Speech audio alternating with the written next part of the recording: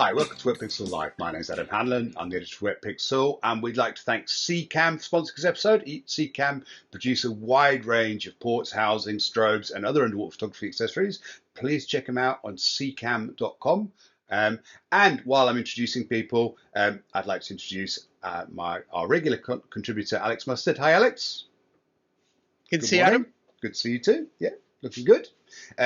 So the lockdown blues have not happened too badly then. You're smiling this morning. It's good news. Yeah, it's good. I mean, I've been diving into the photo archives, doing a bit of processing. I'd hardly processed a picture all year because of being a bit overwhelmed with work and homeschooling. So now homeschooling's out the way. It's been quite nice to actually process some pictures. And there's always so much. I go through the archives looking for one thing and find 5 others on the way to it that must be processed immediately because they're really interesting.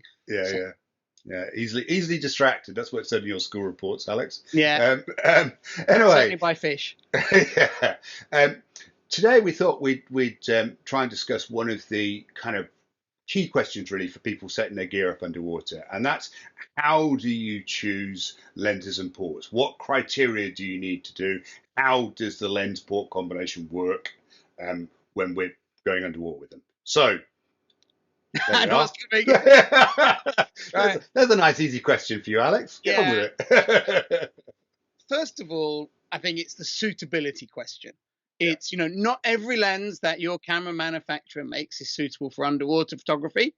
Yep. And the best place to learn what is good is not to go to a camera shop and see what lenses they have, but to speak, first of all, to other underwater photographers or underwater specialists and get a feeling for the system you use. What are the lenses that people recommend? Because it is not a straightforward thing a lot of the time. There are definitely certain lenses that are more suited to underwater photography than others. And mainly that is because there are certain focal lengths, so angles of view that we like. And we generally, as underwater photographers, like very wide lenses, or we like nice tight viewing macro lenses. But the thing that unites both those lenses is they both focus very close. Underwater photography is close focus photography. Even the biggest shots we take are all pretty close to subject. So we want lenses that focus close. So although that said, that the majority of underwater photography lenses fall into the wide angle and or macro categories, there are within those certain lenses that are better than others. And I think that's important to understand. And then there are some other options that might give your portfolio a bit more variety. There are mid-range lenses that can give you the capability to capture scales of images that really diversify your portfolio. And actually, increasingly with the use of water contact lenses, not what we're talking about today, that some of those mid-range lenses have an alternate use used in comparison to those. But we're not going to get into that. So the suitability, but ultimately with any system, I would say that there are, in most of the different camera systems we use underwater that can take interchangeable lenses, there are probably 2 must-have lenses and probably 2 more you should probably seriously consider. And most underwater photographers rarely venture beyond 2 to 4 lenses on their systems. If you're really into it, or you maybe really want to give your work diversity, you may begin to explore some other lenses. And I have to say, although I should only have 4 lenses, I have a lot more than that. And that's because, I do enjoy pushing those boundaries. And the next phase is then the compatibility. And I think, one of the big mistakes that you can make getting into underwater photography is to think, oh, I own this lens. It's a really good lens on land. I should be using this underwater. And a lot of the time it's compatibility and suitability that shoot that lens down. It doesn't work well behind ports for various physical and optical reasons. Some lenses might be a zoom lens that massively change length. Physically, the barrel length gets very long, very short. And that can make it really difficult to put in a housing, particularly if they are very long when they're zoomed in and very short when they're zoomed out. It can make it very hard to find a port where when it's zoomed out and it's short, it doesn't see the sides of the port. And then when it's long and zoomed in, it's hitting the front of the port, which can physically be a big problem. So lenses that don't expand too much during zooming or indeed focusing are a good thing. Zoom lenses that you have to push and pull in, which are pretty rare these days, but they used to be common. Those are also impossible to zoom in a housing, so you need one that's zoomed, by rotating a dial. on the side, which is the more normal way. But in the old days, that used to be quite an issue. There used to be some really good lenses, but the only way you actually zoom them was to physically push and pull them, and that was hard to manufacture within a housing. And then it comes back to that the close focus ability. Is with all the lenses that don't focus close are problematic underwater, partly because you don't want to shoot through too much water, but also with dome ports, if you have lenses that don't focus close, the dome port actually requires them to focus even closer once it's underwater. And if your lens didn't focus close on land, it will focus even less close underwater is the best way to think about it. And that can really catch people out. And certainly when you're talking about wide angle lenses, the classic kind of wide angle lens, shooting landscape, shooting architecture, those kinds of images, they're not, the close focusability is not a design parameter that most lens manufacturers really take into account. They're anticipating that photographers are going to use them where the focal point is some distance away from the lens. So this is why some very good land lenses don't perform very well underwater. Yeah, because while the dome is there, they're actually not only being asked to focus close physically, there's an extra optical effect that makes them need to focus even closer. So while we're on the subject of that, though, there's also something that we should talk about in terms of ports, possibly slightly more, is that the lens's position in a port is absolutely critical as well. And this is certainly true. It's true with all ports. It's arguably you have a little bit more wriggle room with macro flat ports. But certainly with dome ports. So the lens until you want to use one of these, that is. Yeah, absolutely. Yes, okay, yeah, absolutely. So it's not a little bit more wriggle room, but not complete freedom. So this is something that again is super counterintuitive, and with lenses that have elements that move a great deal, it's very hard to get them in the right spot because literally the lens's focal or nodal point, is the official term, is moving as you move the lens in and out, and particularly with dome port, that can be a huge problem. So first of all, you've got to make sure that you get the lens in the right place, and this is something that really, if you can't consult a port chart produced by a manufacturer, your only option then really is to get a bunch of extensions, get in the swimming pool or somewhere and try them out. It's not something that's not what most people do. That's maybe what Adam and I might do, but what the majority of people do is they ask other underwater photographers for recommendations on the lenses to use for their system, and then they have a housing from a manufacturer who knows what they're talking about, which the vast majority of them do, and they follow religiously the port setups that they suggest. And if you don't follow those things, you are giving away tons of image quality and you're nobbling these expensive lenses that you've bought. More so than anything else you could almost do. So it is really important to get those things right. A lens in the wrong position is worse than the wrong lens, isn't it? So it's something really you want to pay attention to. And the thing is, they will work, but you will consistently get poor results a lot of the time. Sometimes they won't work, but sometimes they will work, just giving poor results. And I think people don't realize how poor those results are until they get it right, and then they're like, "Oh my God, I've wasted 5 trips shooting this with the wrong port extension, and I now see what I could have got doing absolutely nothing different." If I'd just been in that same pot with this small port extension, my picture would look 10 times better. So So get it in the right place. So specifically, we've got broadly 2 families of types of ports, and inevitably you'll get caught out by that, and that's flat ports and dome ports. So there we are. Alex has got a flat port handy. What do we use those for then, Alex? So flat ports we typically use with the macro lens family. You can start using a flat port with any lens that's kind of, I would say, longer than about 35 millimeters on full frame, which is obviously half that on a micro four thirds, but so that sort of angular coverage. If you use too wide a lens behind a flat port, the corners will go very poor. Typically, though, we try to use them on lenses about 50 mil or longer. So 35 mil, they're usable, but maybe with some compromises to the corners. 50 mil on a full frame camera, you might see a little bit of naughtiness in the corners, but not too much. So the advantage of them is it's a nice, simple system. They're nice and protected. They're relatively cheap to make.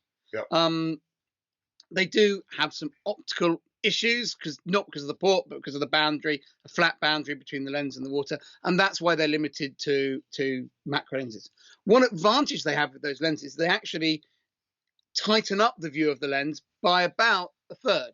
Yeah. And so actually that gives you a little bit more lens power. Now you don't notice that as an underwater photographer because every time you look through it, it's just tighter by a third. And you don't normally look through it above the water and look through it under the water and notice that difference. Yeah. But that difference is there. The advantage of the flat port is that they are very well suited to adding accessory lenses onto the front of, because there's no complicated optics going on there. So an accessory lens can go on the front.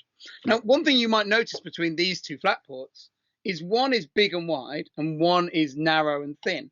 Yep. And which is the better option to get? Well, they both have advantages and disadvantages. A narrow port, which is generally what I favor, I like because it allows me, when I want to pull my flash guns in really tight to the port, and that can improve my lighting. Now, if I have massive, long flash guns, I can't do that anyway, so it doesn't really make any difference with those. But if I've got nice, small flash guns, I can pull them in nice and tight to the port and be able to front light my subject matter that's very close to my lens, and that can be really advantageous. Yeah. The downside of a narrow, thin lens, like port like this, is it's typically designed for maybe just one lens. And if I want to begin to experiment with other lenses that are maybe a little bit more in the middle ground to give myself some more flexibility as a photographer, a port like this can often not be compatible with more than one lens. Yep. Whereas a wider port like this, you can fit a variety of different lenses behind it, which are seeing slightly different angles, and they won't see the side of the port. Yep. Even if they're not quite the right length, they'll still work fine. Yep. So the wider ports, they have a little bit more buoyancy as well, but particularly they give you more flexibility of putting more different lenses behind it. So if you think you want to experiment with lots of different lenses, you maybe don't want to go down this route. Whereas if you're a dedicated macro shooter, you definitely want to go down this route. One of the things, while we're on the subject of that, is one of the things that I like to do with my macro ports is I tend to buy a relatively short physical distance macro port and then use extensions. So as the lenses get physically longer, I would add an extension, and that allows me to buy one port that's compatible with a bunch of different lens lengths, as opposed to buying a 105mm port, which then if I want to use it with a 60, I need a shorter port. So I tend to buy short ports that have, there we are, exactly like that. That's exactly what I was going to come on and say as well. Is that as a Nikon shooter, my two main macro lenses are a 60mm and a 105. I always buy just a 60mm port and then buy an extension ring to be able to use it with a 105. And on my particular housing, that's a 33mm port extension, and that makes this fit perfectly on a 60 and perfectly on a 105. I mean, there are different 60s out there and things like that, but those two work for me very well, and that's the approach I take. That saves me money, saves me baggage allowance, which are the main reasons for that. And I have a tapered port that allows me to get my strobes in as tight as reasonably possible. In this situation. The other factor that I like to look for in a macro port is I want the ability to natively mount close-up lenses on the front of it, and that means the port ending in a 67mm filter thread, which the majority of them do these days, and all the close-up lenses that we have generally have a 67mm thread. Even when they're small ones like this one, they actually tend to come mounted in a bigger ring that fits 67, and that way I can just screw that straight on should I want to. Or a lot of the flip filters also have 67mm threads. I can put this on a flip if I want to. I like to screw them just directly on. I like the compact size of that. So those are the things I'm looking for in a flat port. If I want to use lots of lenses, a wider port is actually more flexible. If I want to get better lighting, particularly for close-up shoots, and I want that flexibility of having the strobes in really tight, a narrow port is good. But a narrow port is often limiting the lenses you can eventually fit behind it. If you're planning to use more than one lens, buy a flat port for your shortest lens, and then port extension rings for the longer lenses, physically longer lenses. And finally, a good thread on the front, 67mm thread, gives you the flexibility to automatically be able to mount close-up diopters on. So that brings us to domes. Domes, So I've got a few domes here. This is a 7-inch. It's known as a CP port. It's a CCAM port. And I think the first thing we should probably mention about domes is size, because size matters.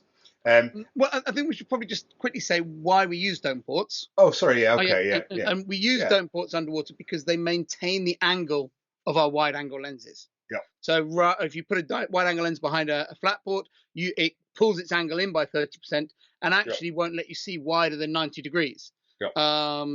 Which is not particularly wide in underwater wide angle photography terms. Yeah. A dome port maintains that angle of coverage and also helps us optically in a couple of areas. It tends to get rid of issues like chromatic aberration, but we don't need to worry about that today. So we use our dome ports with our wider lenses. You can use them with macro lenses. However, they're very easy to scratch with macro lenses because you're shooting very small and it's very easy to bump into something. And also they tend to be physically quite big, so they restrict your lighting. If I was already saying that was a bit wide for a macro lens, you don't really want an 8-inch port on there as well. So so ultimately it's better to own one of each. Sorry, Adam, you were saying about your... And they come in a wide variety of sizes, and literally you can get them from. I've got one here that's a 4-inch dome, which is tiny, all the way. One. All the way through to 9-inch, which is that one there, and everything in between. And there's quite naturally a significant demand for people wanting smaller domes. I mean, obviously, the advantage of smaller domes, easy to travel with, cheaper. There's lots of advantages, but, and this is quite a big but, really, depending on your camera system, it's almost universal that the bigger the dome, the better the image quality. So this becomes particularly relevant with full frame high resolution cameras, and certainly you can get away with smaller domes as sensors get smaller, as resolution decreases. But ultimately, with any camera system, if you put a bigger dome rather than a smaller dome, you'll get better optical results. So unfortunately, it's physics. There's nothing you can do about it. Saying all that, it's not that simple, because there are often times when a small dome will allow you, for example, to capture images that you couldn't capture with a big dome. And Alex has mentioned about lighting is a really good example. Obviously, again, with a dome this size, I can get my strobes in along the sides of it, tucked in neatly, which allows me to light something right in front of the dome. Whereas with a dome this size, it's simply not an option. It's too big. I can't get my lighting in to come in and to fold around the front of the dome, not without it coming into shot. So there's no doubt that smaller domes will give you creative opportunities that larger domes won't. But in pure optical terms, you'll always be better with the bigger dome. Yeah, and that's the reason why you've actually own all three, because you see the advantages in all three and you see the disadvantages in all three, and then you've got the capability of choosing the right tool for the job. Now, not everybody in the world has quite as much underwater camera gear as Adam does, and so the question we typically ask is, which one should I buy? So the things you need to consider are, as Adam was saying, the sensor size of your camera system. If you have a big sensor size, whether it's mirrorless, whether it's SLR, you need a big dome. We talked about this in the size setting. If you have a small sensor like a Micro Four Thirds camera, you can definitely get away with smaller domes. And I would say each of the systems have a kind of a big dome size above which there's not really much gain in image quality. So the big 9.5-inch for the full frame cameras, kind of 8-inch for the crop sensor, SLRs, mirrorless cameras, and then probably 7-inch or so for Micro Four Thirds is kind of as big as you need to be to get the most image quality out of them. However, you also need to consider the sort of diving you want to do. For example, if you only ever take wide angle photos in relatively low visibility conditions, maybe it's your local diving or whatever, in those conditions, all your good underwater photography is going to be close focus wide angle. In which case, you're much better building a system that's optimized for close focus wide angle. So in that situation, although a big dome port might give you better image quality, a small dome port's advantages, as Adam was demonstrating, for close focus is much more advantageous, which is why Adam has 3 dome ports, and it's also why there's not a simple answer to this question.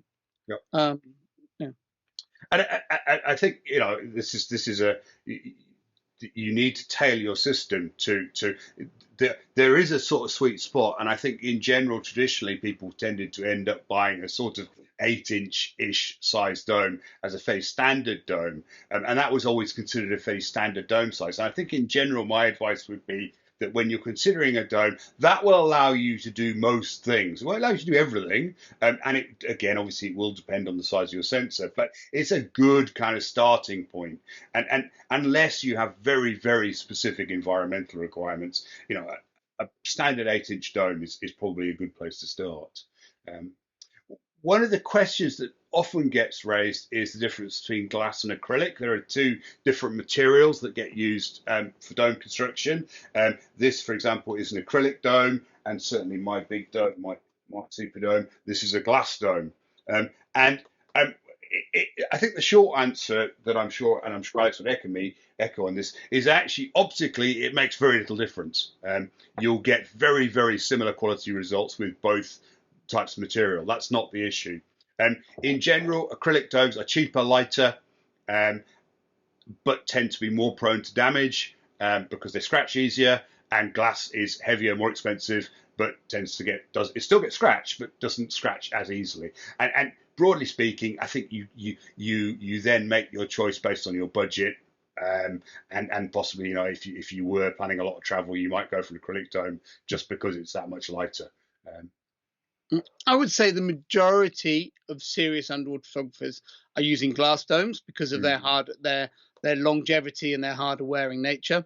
Acrylic domes, the other advantage of them, is that although they scratch easier, they can be polished out in the field.